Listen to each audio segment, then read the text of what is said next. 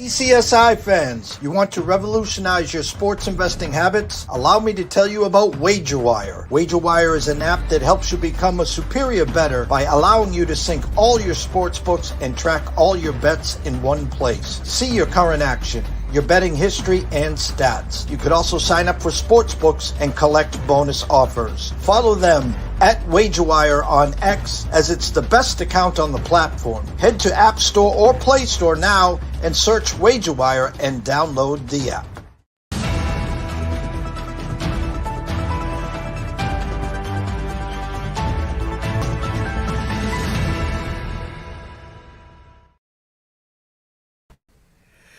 Good morning, sports fans from all around the globe. I am the host, Jeff Dawson, East Coast Sports Investors, and it's time to debut a new show.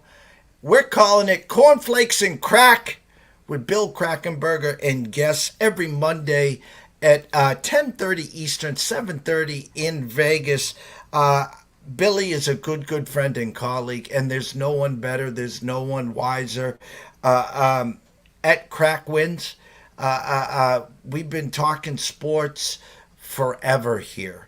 But the funny thing is, I love talking corned beef. I love talking, where do I go to play the slots? Hey, Bill, I met Bill at Circa as he's going to sign up someone for 10 Survivor picks. Week 1, Tampa Bay and Dallas.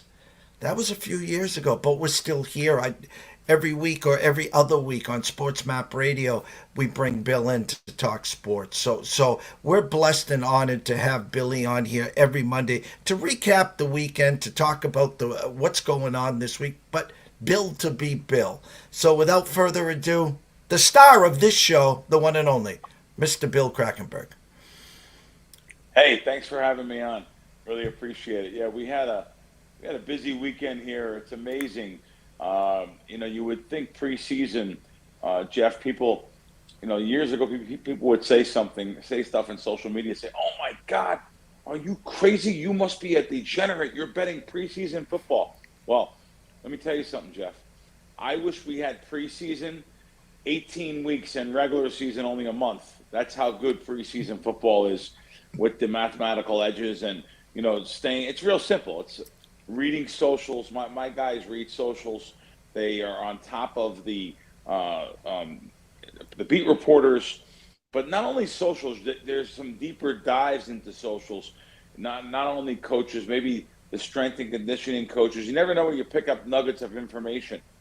Some players put some things out there, but it's real simple. You want to know who's starting. You want to know who's playing for real. And you want to know what the incentives are of the second string or third string. So, that's basically some of the things we've done, and we've killed preseason football once again. The Crack Wins guys know we went 13-4 on preseason. Literally, great information on sides and totals. Amazingly enough, I didn't send out any teasers, and I'm glad I didn't. I bet teasers. Teasers are getting tougher and tougher to beat, and I'll tell you why. Because the wide margins, these sports books. When I first started betting in the 90s, I was laying $1.15 on a 7-point teaser. Then it went to $1.20, which was fine on a 7-point teaser. Even 6-point teasers were even. I had half a dozen shops that were even on 6-point teasers. Now they're charging $1.30. It's unbelievable what I see here in Vegas. I see $1.50, even $1.60 on 7-point teasers. Nobody, the sharpest information in the world, cannot beat double the juice than I was paying. I'll pay $1.30. I can't pay $1.40 or $1.50. I just can't. And the books are getting greedier and greedier. The margins for everything. Recently, as I'm sure you know, DraftKings tried to pass along that tax to people, and people wouldn't stand for it. They were revolting. And the only thing is like a company like DraftKings, they don't realize that certain people will remember. So certain people will remember who was trying to shake them down. Let me put it in the street term that it is for the tax dollars. And that may hurt them down the line. So, and by the way, I love when I fly. I'm on VSiN every week, and I talk good about DraftKings because they're good to me at the counter. I go to Fox Sports and I get really good limits. Atlantic City, though, I used to always go to New Jersey. I don't go to Jersey anymore because there's no places to bet. The Fox Sports, I mean, I'm sorry, the DraftKings in Atlantic City, they're only taking like 250 at the window. What was it? FanDuel closed down their retail operations in Atlantic City. They had a nice sports book over there at Bally's. They closed it. So, and they want everyone playing on the app. They want to know who's on the app playing. This way they can monitor it. And it's not just those sports books. It's all the sports books. They want to know who's on the app.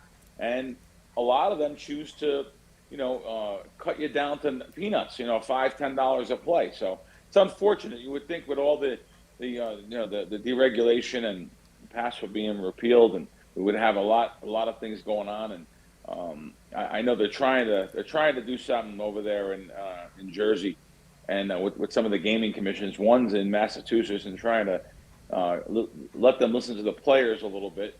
Hopefully something happens there. I know Spanky's doing that with Richard Schutz, and I hope they get something done over there. So, but anyway, I'm rambling on and on about all different things, and that's what I do, though. That's my life. Listen, I love talking about things that go on here in town in Vegas, lifestyle stuff. I'm a foodie. You guys know I don't drink, I don't smoke, I don't do drugs. I'm not a party guy. I don't like late night craziness, but I do like going to nice restaurants. I mean, I eat breakfast out almost every day, and I'll be blunt. I take whoever wants to go. That's just the way I am. And I go and dinners out 4 or 5 nights a week. Yeah, it's fun. It's fun. It's a fun way to do things here. There's great restaurants here in Vegas. Great. I have routines though. I like going to the South Point like 2-3 nights a week. I'll go over to Westgate one night a week, and then I go to my regular outside the casinos. I have my little Italian American club over there. I have a place, Tuscany Grill, here in town. Good old school mom and pop restaurants I like to support.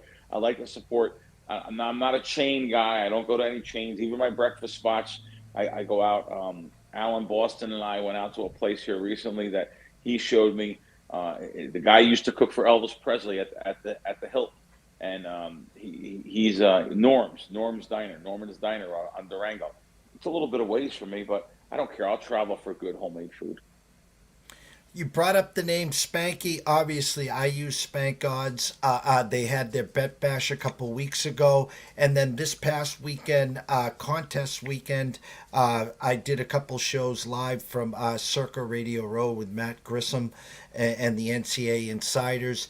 Talk about a little about Spanky, the Bet Bash, but again, the contest weekend. We're 10 days away, 11 days away from Baltimore and Kansas City. A real tough game for people to dive into the survivor side. I've heard some experts talk about, it's not as easy as going to the window and putting 10 on Kansas City because Baltimore's a live dog there. So talk about the contest, Spank, Sure. what your thoughts are. We're only 10 days away, and we're probably going to have a nice little overlay on the Circa Millions.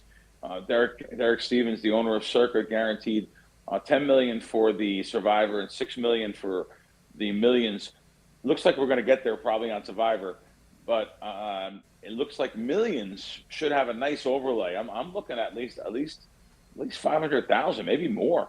So even they're saying that. So an overlay is a great thing to have every week, and it's probably worth. Most Joe Public should get in there, because let me tell you something, Jeff, there's so much of a luck factor involved.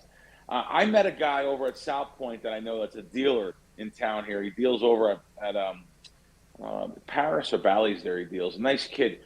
He had one entry last year, one. Literally, and he won. He was there right up in the top 5 all year, and I shouldn't say all year. After like a month, he said he was in literally 1700th place, which makes him in 50%, 30% of the pool, whatever. So he wound up coming in the top 5. He got $17,700. One entry. Think about that. Guys like me are firing with 5 from me, 5 from my wife. I'm partners on another 15 with other guys, and I get in for a couple hundred each. Whatever. Either I'm I'm literally like 20% on some entries, 30%, 40%. A lot of people have asked me. I've even had guys on Twitter that I know that they say, "Hey, Bill, I'd like to get in the contest, but I don't have the money to get in a full contest share. Can we go in, partners, or you take a third and you find two other guys?" And sure enough, that's what I've done. I've actually helped a couple guys out, and we got third, a third, a third. So, but yeah, there'll be a nice overlay on Millions. Survivor, another luck.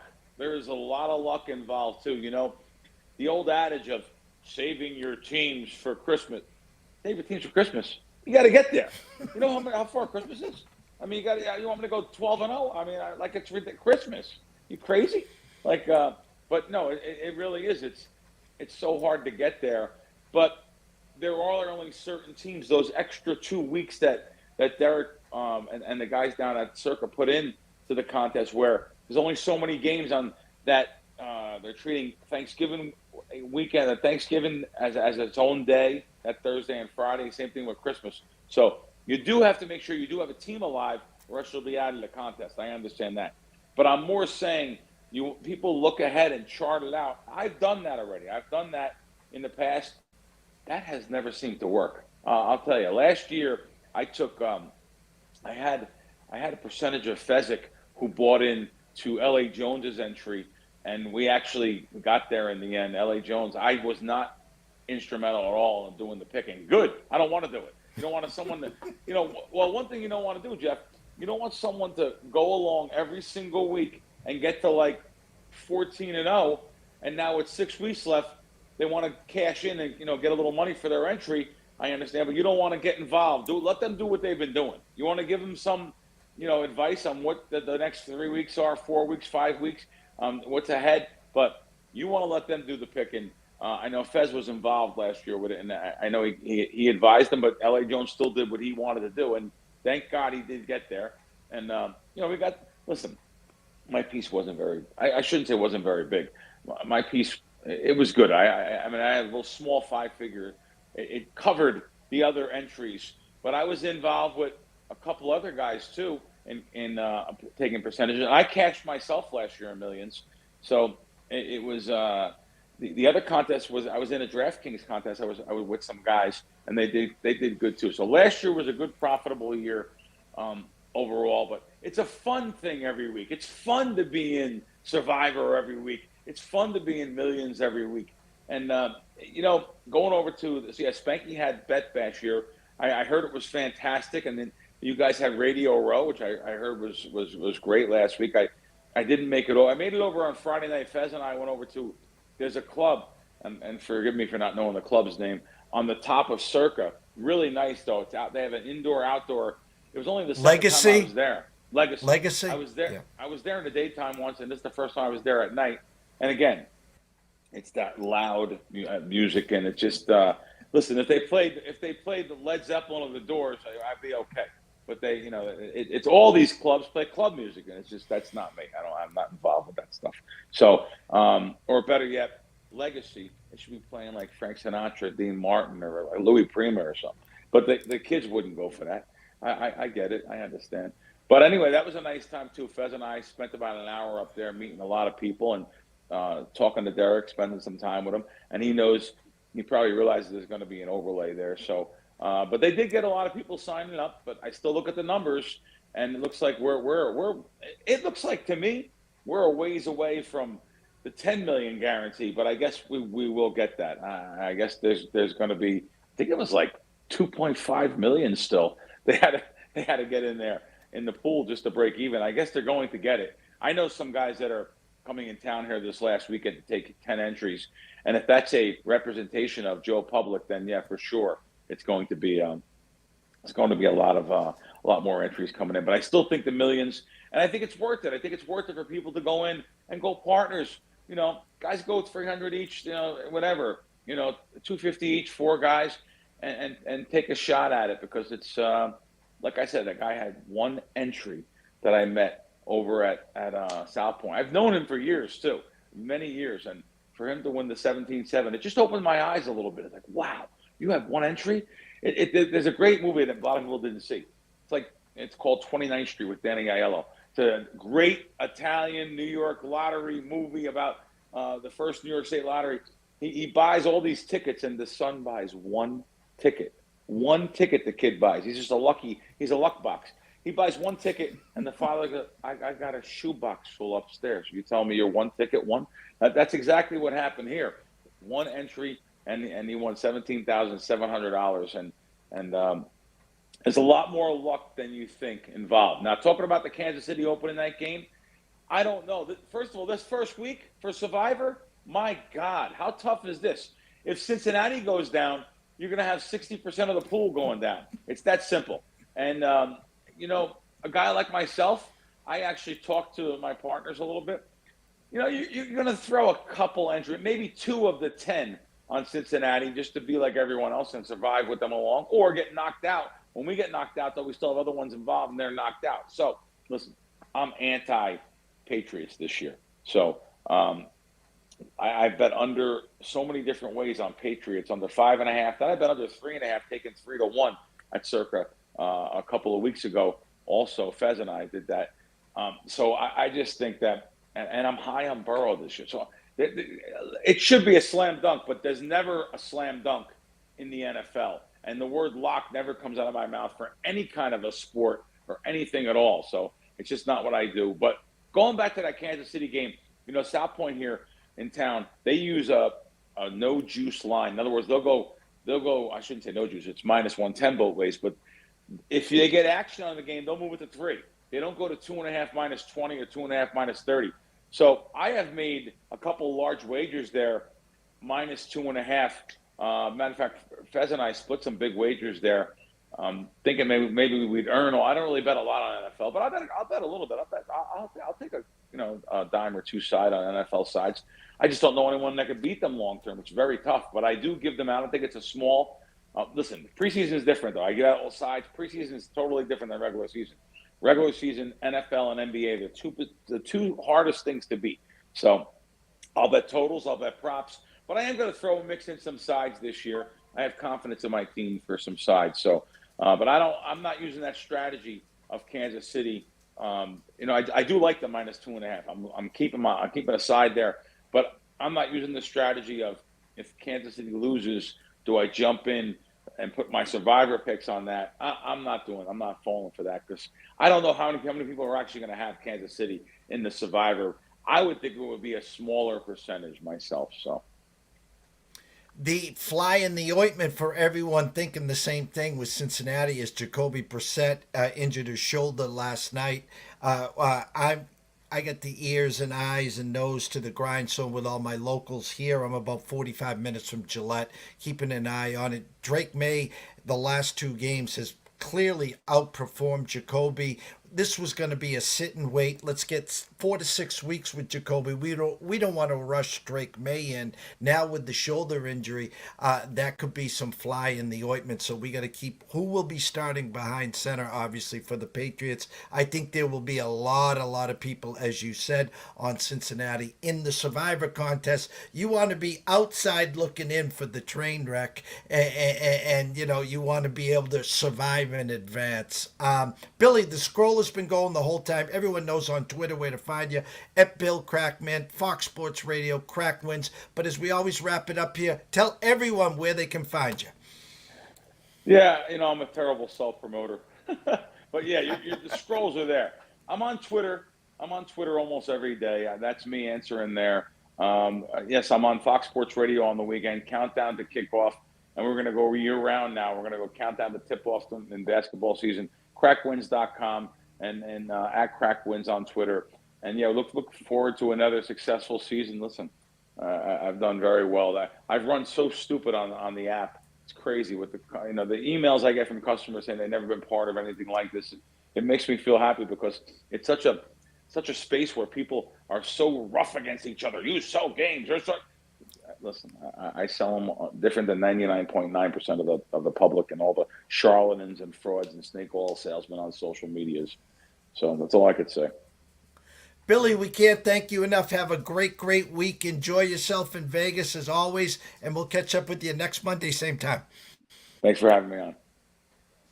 Bill Krackomberger, live here at the ECSI studio. Next on deck, another good friend and colleague, Mr. Andrew McGinnis. See you in a second. 2,000 years long, we will never settle. Hard days, no way, with a heavy metal. No time, no fail, won't stop here. Like a torch to a flame when it burns hot. We won't stop. Come on, baby, higher.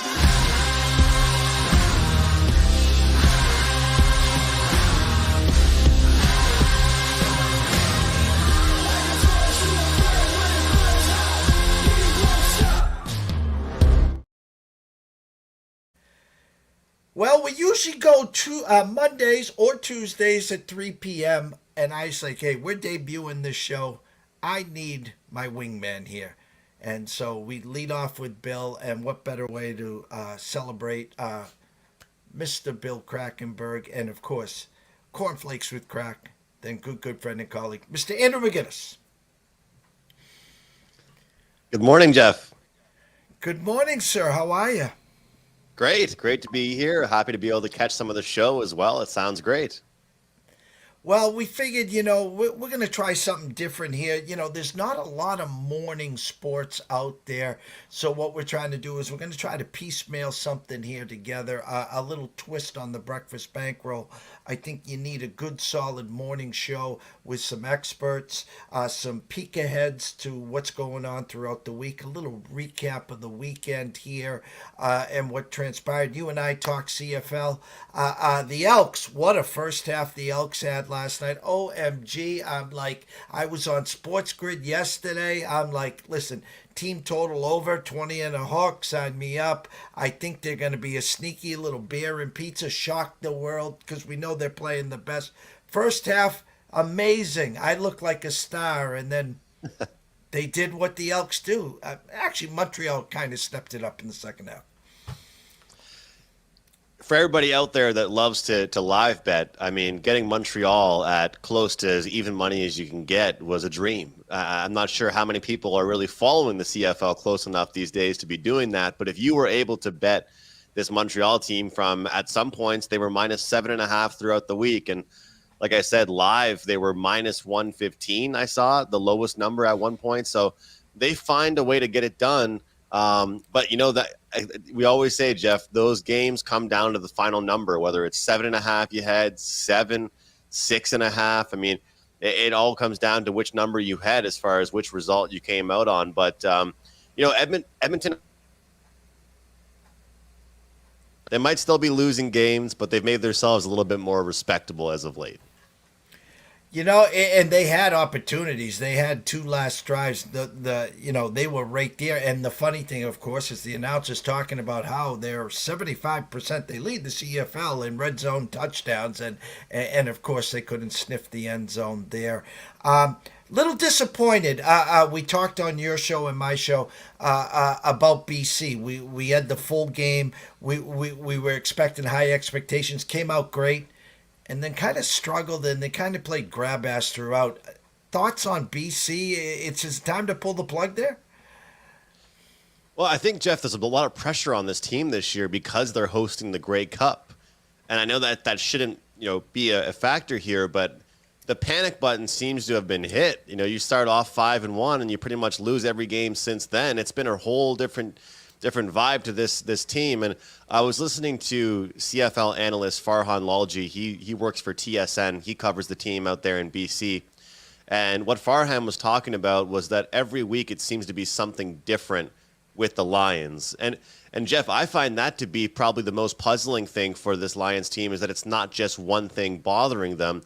If you have an issue on the O-line, if you have an issue in your secondary, if you have a running game issue, and that's your only issue, you can address that in practice in the film room. When one week it's one thing and the next week it's the other thing, that's a real big problem because you find yourselves working on something different every single week. And, this past weekend when Rourke obviously still struggled with some turnovers but was able to create some offense, and then when they needed some key stops, they weren't able to get them. When it comes down to it, the team that won the game is the team that had the fewest turnovers. And unfortunately for me, back-to-back weeks with my big plays in the CFL, albeit we're still having a fantastic season. You got one quarterback with 3 interceptions or three turnovers, and the week prior to that, I had a kicker go 3 for 7 from field goals. So you can't make that stuff up. You try and trust the process and continue to move forward. But in my analysis to my clients, I used that game as a very perfect buy low, sell high situation. As BC was on a losing streak, Ottawa was playing well. I thought they were overachieving. And it turned out maybe Ottawa, maybe they aren't the frauds I thought they were, Jeff. No, they keep the streak alive at home. We were talking, when's it going to end? And again, I personally thought it was the perfect storm. I will not bounce back on BC, but it was probably we had to wait for the third game, as you know. But we won't play quote unquote Monday morning quarterback here. NFL milestones. It's week 1 coming up. What are you seeing there, sir? I love these props, Jeff, and I try and bet a lot of unders with them the most, but there's a few overs that I found.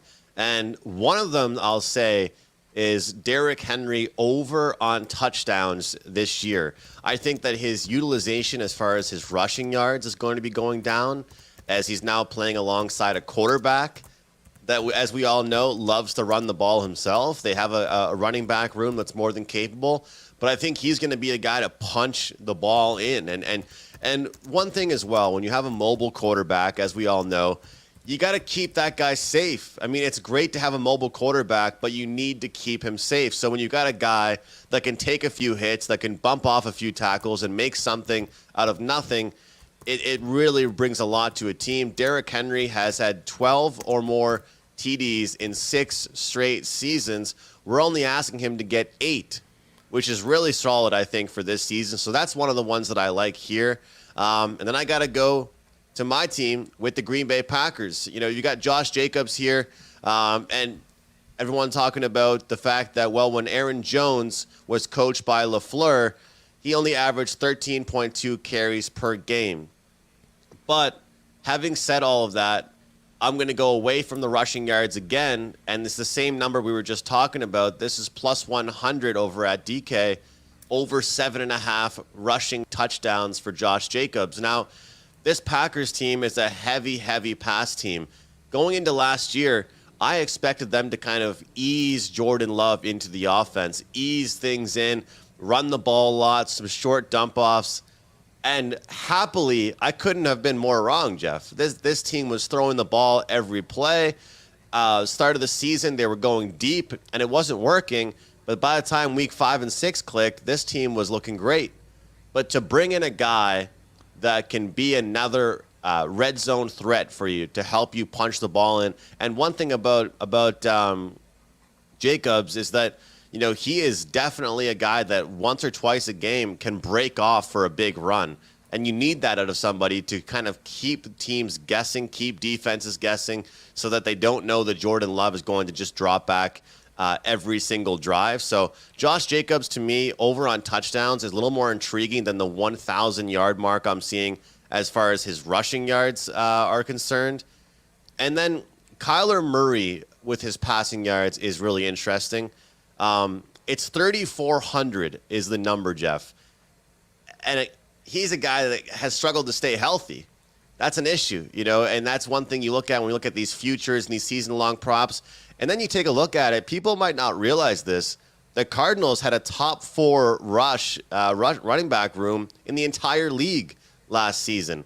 I'm going under on Kyler Murray on his passing yards. To me, this is going to be a team with a decent defense, a solid running room, and I think that even if he ends up missing 1 or 2 games, this goes under for sure. And if they struggle in some games, I think that they're going to, struggle to throw the ball, and the running game is going to be part of it. And in games that they are leading and they are up, they're not going to want to risk Kyler Murray throwing the ball, and they're going to run the ball down teams' throats. So those are a few that I like, and especially for some quarterbacks like Murray, I think that the way that they set these numbers, the only way I can go, Jeff, is under. Well, you'll like this. I completed, my 15th high stakes draft last night. I got about 5 or 6 more coming up. I got Mr. Love at quarterback. I picked number 2. I think we're around the seventh, eighth round, and I got the old square peg round hole, and I went like this, and I took Christian Watson, and the guy right after me took Dubs, and then he took someone else, and then I took Love. So maybe I'll name the team What's Love Got to Do with It. How's that sound? I like that. You know, my girlfriend did her first ever fantasy football draft yesterday. I tried not to help too much because I wanted her to do it on her own, but she asked me, who should I take? Who should I take for receivers? Who should I take for running backs? And it pained me. It pained me not to just tell her to take the entire Packers lineup. But I'm a fan of kind of separating things, mixing things up. And so she got C.J. Stroud, but she did get Josh Jacobs. We did get Christian Watson, as did you. So hopefully it ends up being a good season. And hopefully that makes her like football more on Sundays, which means I'll like Sundays a lot more as well. Happy life, happy wife. So you know better than that. So you got to keep them happy and smiling. So, MLB, we're getting close to September here. Sunday is September 1st. Everyone will forget about the MLB. And this is, as our next guest, Scotty Webb, will tell you, this is the cherry picking season. When you're worried about Toledo versus Bowling Green, and meanwhile, you got Yankees and Baltimore going on.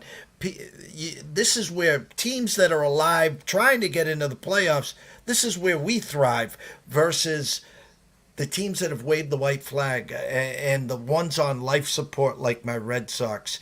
Baseball, been very good to us. We had a rough week last week. I'll be the first one to admit that. First losing week in a long time for the ECSI VIPs. What are your eyes seeing in baseball, Mr. McGinnis? Jeff, how about those Phillies? And shout out to Noah's Royals because we got the over yesterday. I saw you sent that one out. And we're going to go ahead and just go right back on their team total today on this Phillies team. The way I look at it is it's the old Sunday night baseball cliche here. We get to bet against the team that was involved in Sunday night baseball. We got a great pitcher on the mound. And depending on where you look around, you can get some 4.5s. You can get some solid plus money at some shops. And that's the thing about team totals. Everybody has to realize you're going to see a different number no matter where you shop. And people always ask me, what would I be most comfortable with, taking the 3.5 heavily juiced or the 4.5 plus money? And to me, the long-term answer is always taking the plus money. And I've learned that from yourself. So I'm seeing over the 4.5 plus 105 for the Phillies here. Pitcher on the other side there, Blanco, we got 3.14 ERA, but I love looking at road versus home splits. And one thing I like as well is looking at the teams that are coming off Sunday Night Baseball for when they're on the road. It's way different if a team's coming off Sunday Night Baseball and they're at home the next day. But the Phillies are a team that they were driving us crazy. And I know I messaged you last week. They drove me crazy, and we said we're going to stay off them. But them, the Diamondbacks, the Padres, a handful of teams right now where it's just team totals or nothing with them. I don't want to ask them to win. Just get me 5 runs, and I'll say thanks for playing. Well, before I let you go, we got a couple more minutes till we bring in Scotty Webb. I'm going to throw you the big curveball here. We got some time till hockey comes. I know you've had a great off season here with your Montreal Canadiens. I don't think I would be doing the public justice here. We got standing room only here for the debut show of Korn Flakes and Krack here. Give us a little preview what you saw in the offseason. I know you're cuckoo for Cocoa Puffs. You made an amazing move to get a star. Exciting times if you're a Canadiens fan, correct? It's exciting times, Jeff, because I think it's good for the fan base to get excited, and I'm sure the general managers and the management crew saw the same thing. But the most exciting part to me, and I've been saying this on your show for years now, is that if you're not going to be a strong team standings-wise, you sure as hell better not be an old team. And that's my favorite thing to say. If you're going to be bad, be young. And this team right now is a perfect example of a very, very strong and growing young core. What did they do in this offseason? They signed Caden Gooley, a young defenseman, to a long-term deal. They signed Slavkovsky to a long-term deal. They drafted Ivan Demidov. They traded for Patrick Laine. They're making moves, but the good news is all these moves that they're making involved guys that are in their early 20s, or some of these guys are still teenagers. So when you look at the top 6 projected for this season, which what I think should be Caulfield, Suzuki, Slavkovsky, Kirby Dach, Newhook, and Patrick Laine, you've got all first-round picks. You've got a first overall pick. You've got a third overall pick. You've got a fifth overall pick. You've got all these young guys ready to develop. And so that's the exciting part. But this Canadiens team, one thing they were missing last year was just that depth of scoring. Their defense wasn't that bad in the second half of the season. The first half, it was abysmal. They got things together. It's the secondary scoring that's the big part. Their power play as well was brutal. It's always exciting, Jeff, when you can go into a training camp and there's clear competition. And this year, that's certainly going to be the case. So I'm excited for it. I'll tell you, from a betting perspective and from a value perspective, for what we can take out of the Montreal Canadiens in their off season, I think you and I will be getting some nice plus money on the over 3.5 with this team this coming season. Before, we were laying juice with the 2.5. I like the plus money on over 3.5 this year. Andrew, the scroll has been going the whole time. Everyone knows, obviously, where to find you at McGinnis Picks. All you work at Wager Talk. As we always end your segment and your show and my show, I give you that nice little 7-yard button hook that we complete every time, unlike the Elks did late last night. But tell everyone what you got to offer over at Wager Talk. Jeff, thank you very much for having me. A great way to start the week off. Super excited. One of our last specials this month of August at Wager Talk. $5 day here, $5 Monday, Customer Appreciation Day. So we had a great deal going last week for long-term packages.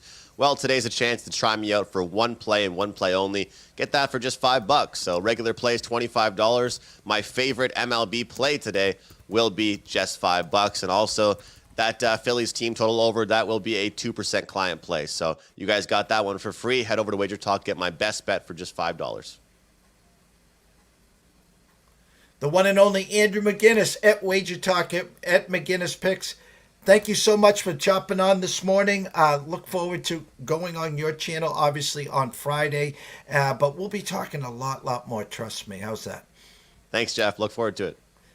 Thank you. Andrew McGinnis at Wager Talk at McGinnis Picks. Next up, beam him up, Scotty, live from Tampa. Everyone knows him from In the Batter's Box. If you were new to our show, me and Scotty go way back when we used to have hair.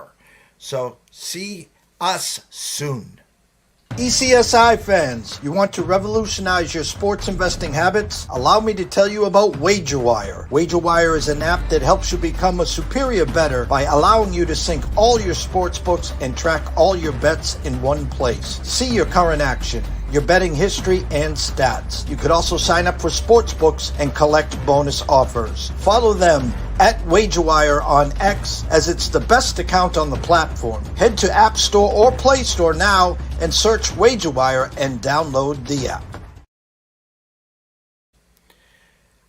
I reached out to this young man yesterday, actually late last night, as I wrapped up my Sports Grid two shows, 4 segments, and then I had a draft, and I was like, damn, I got to reach out to Scotty. Hope he's still awake. And you know, you get to a certain age, we don't sleep much anymore. So I said, Scotty, we're debuting Korn Flakes and Krack. Bill Krackomberger leads off, and then I want to bring 2 guests in. Andrew, number 1, I'd be blessed and honored to have this man. So without further ado, Mr. Scotty Webb. Mr. Jeffrey, how are you today, my friend? Jeez, it's been a while. You know, you and I used to do shows all the time, and now the way we have everything set up, I do shows throughout the mornings and afternoons, do some TV hits, radio hits, whatever. We got you plugged in 5 days a week on this network at 6:15 on, let me see, I'm going to screw this up here, Monday, Wednesday, Friday, and around noon, 12:15 on Saturday and Sunday. Is that correct? Did I remember that correctly?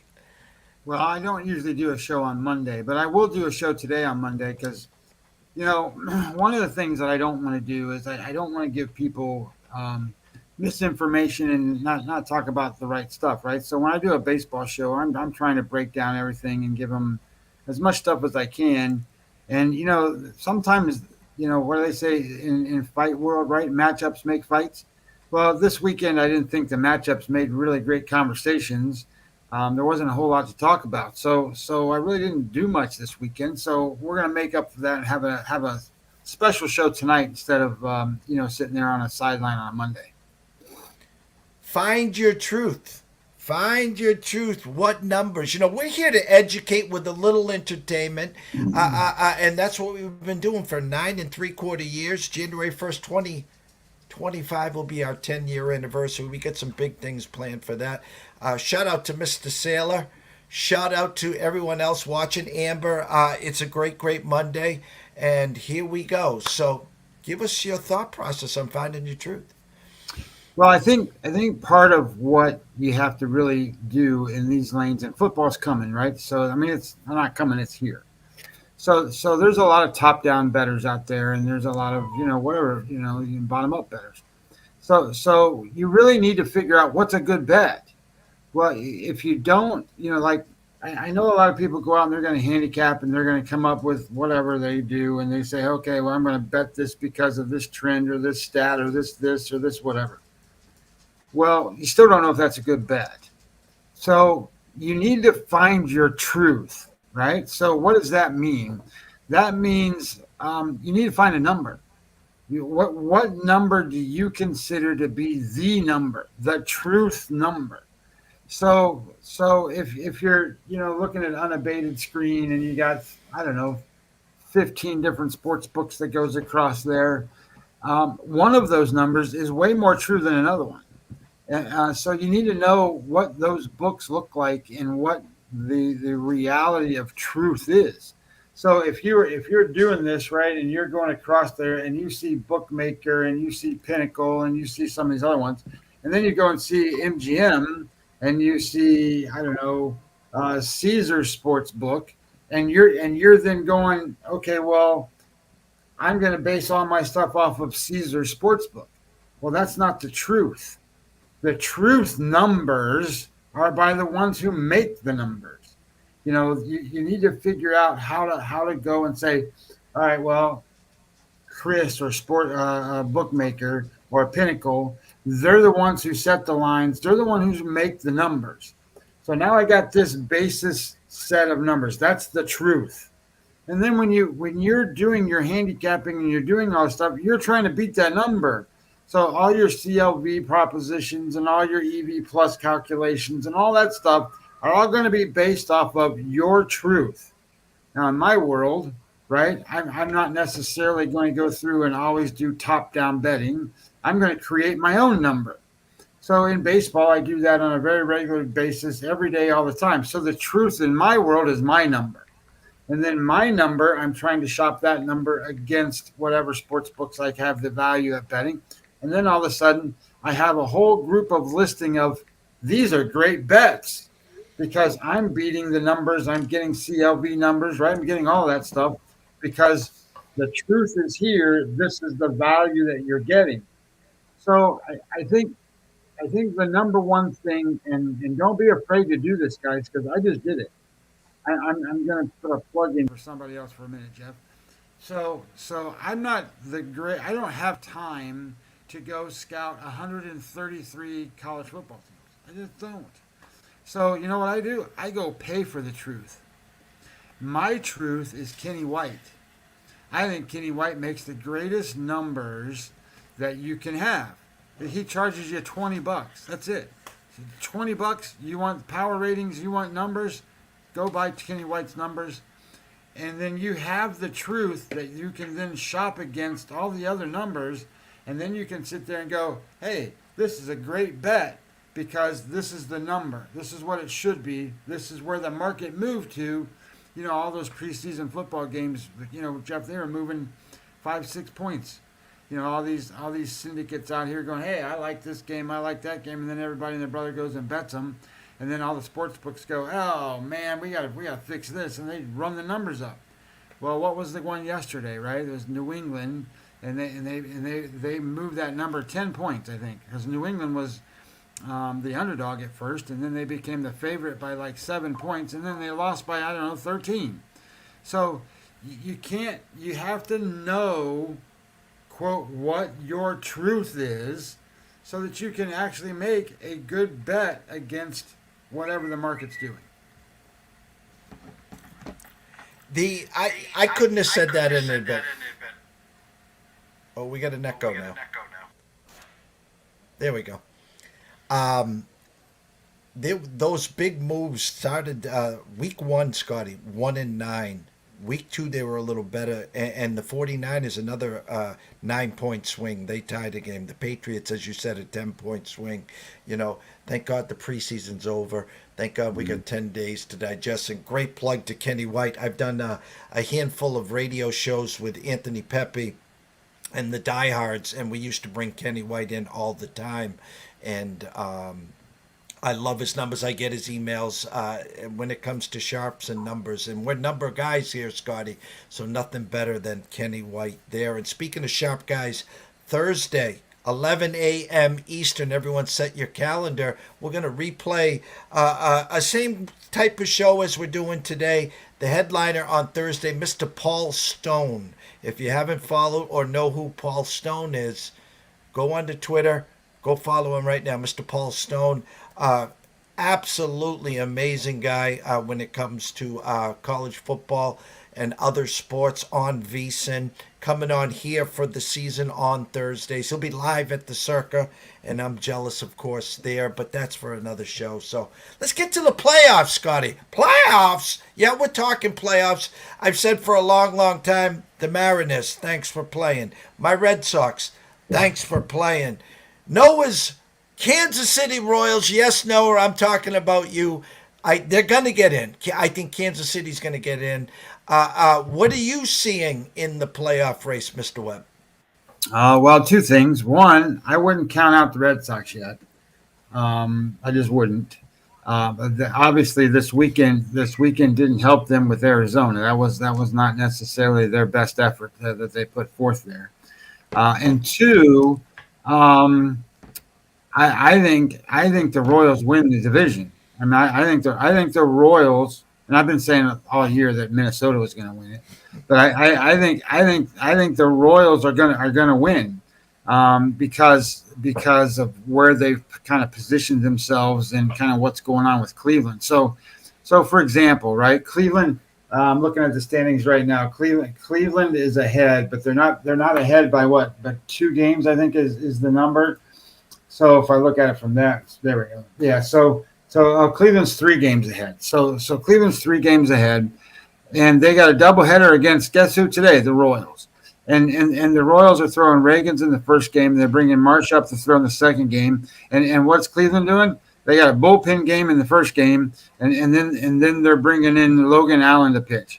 Look, Cleveland doesn't have the pitchers to match up the rest of the way. They just don't. When you're talking about a guy like Carrasco being like your second best pitcher, holy crap, that they're not going to get there. And the misconception about Cleveland is that they're this great offensive baseball team.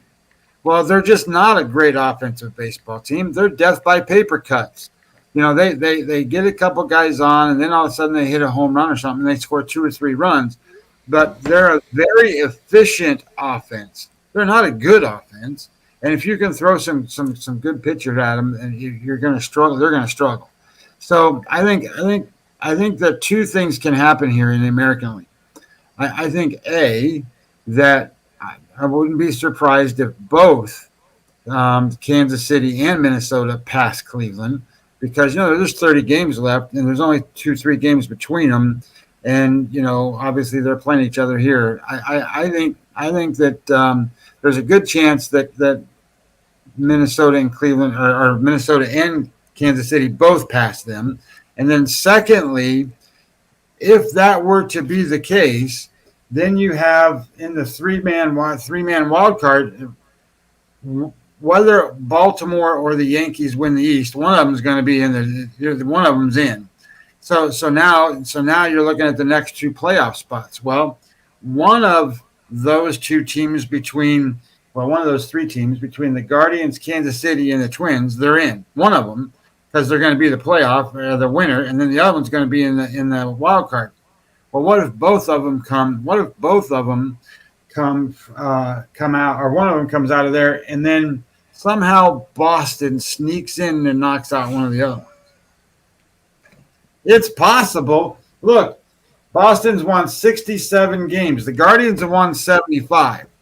But I'm not so sure the Guardians are going to play 500 baseball going all the way down to the wire. What if they play a little bit below 500 baseball? What if Boston plays a little bit up, and Boston sneaks in and Cleveland misses the whole thing? It's possible. No, they I don't want to say they gave us the banana in the tailpipe this year, because again, it was a year that they bring in Breslow. They didn't have any big signings. We knew the front end was weak as it was. It was Devers in a cloud of dust. Well, they've had some guys step up. Of course, the Duran incident was not a pretty one. But my point here, Scotty, they brought Langston. Oh, my God, Mark Langston. There we go. James Paxton over, which was, again, going to eat up some innings. It was, I'll tell you what, my season was made when they gave Cora the 3-year extension. I'm done. Meaning, I watched them. I enjoyed them. Of course, I want to see them get in there.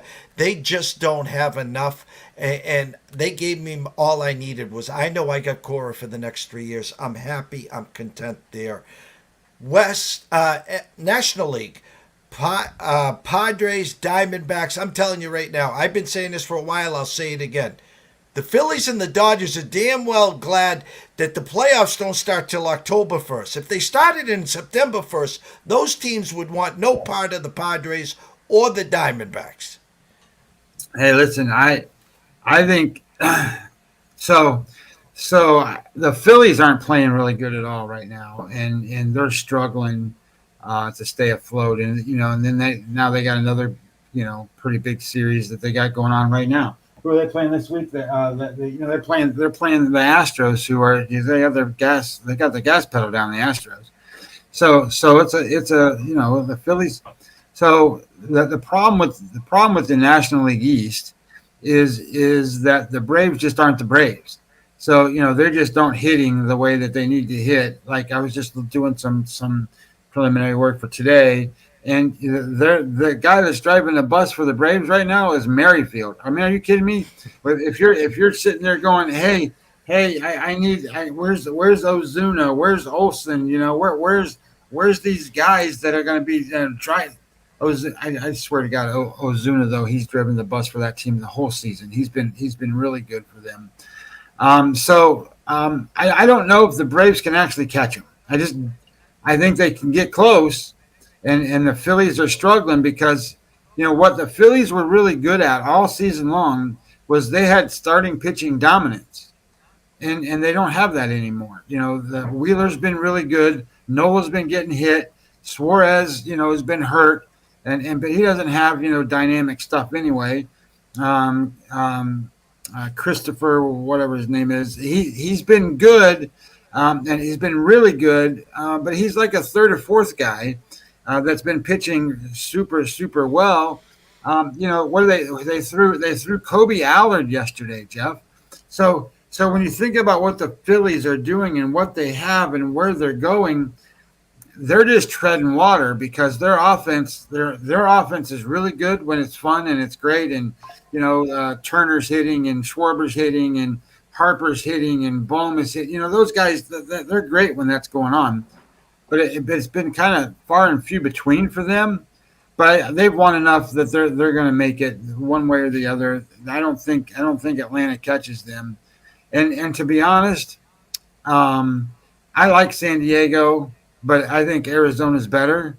And I think that the other issue here is the Dodgers are getting healthy. When you see what the Dodgers can do on offense, they're just, oh my God, they're so fun to watch with the energy and enthusiasm and the dynamics they play with. And Lux has been a godsend for that team to go. And then they bring Muncy back, and all he does is now he's hitting home runs. And Ohtani was carrying that team for a long time.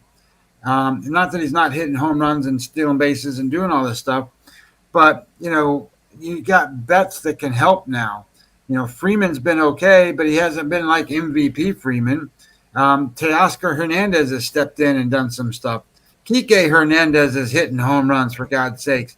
So this team, and where did Will Smith go, by the way? I mean, that guy was hitting home runs like going crazy, and then all of a sudden he's just not there. But you go down the line, and it's like, oh my God, the question becomes with them, do they have enough pitching?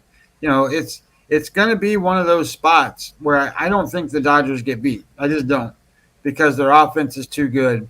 But I will say that the Arizona team, now that they've got some pitchers and they got guys coming back, Merrill Kelly's there now and he's pitching good. Eduardo Rodriguez is now going. They got Gallen straightened out a little bit, but Fad's been really good. And who's been really good for that team? Ryan Nelson. Ryan Nelson was an afterthought. He's an afterthought. Well, he's so good. They moved Jordan Montgomery to the bullpen because you can't take Ryan Nelson out of the lineup. He's got to pitch. So Jordan Montgomery's in the bullpen now, and that's kind of the biggest concern that I have with that team is I don't like their bullpen at all. So we'll see kind of what happens with Arizona. But man, the Dodgers are good, and we'll just have to kind of see what happens with that. But I don't think there's going to be a lot of surprises in the National League. I mean, I think Arizona, San Diego, Atlanta's kind of there. The Mets can maybe get there. If the damn Giants would have done what you and I talked about, the Giants could get there, especially with Blake Snell on the mound and Webb doing well. But they're not going to make it. So I don't think the Mets are going to get there. So I think they could, but I don't think they will. So I think there's a little less stuff going on in the National League. But it'll be fun. Catch Scotty Webb back on this channel, 6:15. Go follow him at Webby20MLB in the batter's box. Go find all his work as always. Great stuff as always, Scotty. We'll catch up to you real soon, sir. Well, hey, thanks for having me on, and yeah, I'll be on tonight. Thank you. The one and only Scotty Webb. We'll be right back.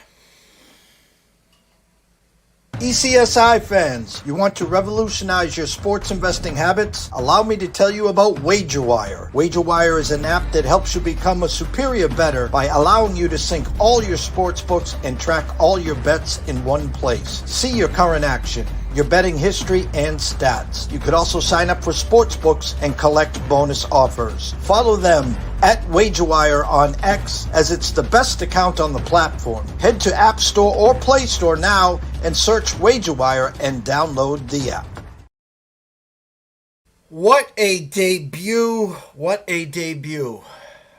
We had this in the plans for a little while, and it's tough to put everything together, but I think we pulled it off. Every Monday, 10:30 Eastern, 7:30 West Coast, Las Vegas time. Korn Flakes and Krack. Bill Krackomberger will come on 15 to 20 minutes talking about Vegas, talking about sports, talking about corned beef, whatever it is. We couldn't be more happier, and our goal is to bring in 2 more guests throughout, experts in their fields, baseball, college football, NFL, hockey soon, CFL, whatever it is. And then we're going to follow this. Our goal is 5 days a week, but for this week, Thursday, 11 a.m. Eastern, 8 a.m. Pacific, Paul Stone will headline the show. He'll be live at Circa, and he'll be talking some CFL there, and then we'll hope to bring on 2 guests. Later on today, Scotty Webb and the in the batter's box at 6:15. Unsure of the closing bell. I can't thank Noah Frank enough. An amazing job. Couldn't have done it without you. And everyone here, Russell Saylor, Mr. Berry, Amber, the whole WagerWire team and community, we can't thank you enough. As Karen Carpenter once sang, we've only just begun. See you guys soon.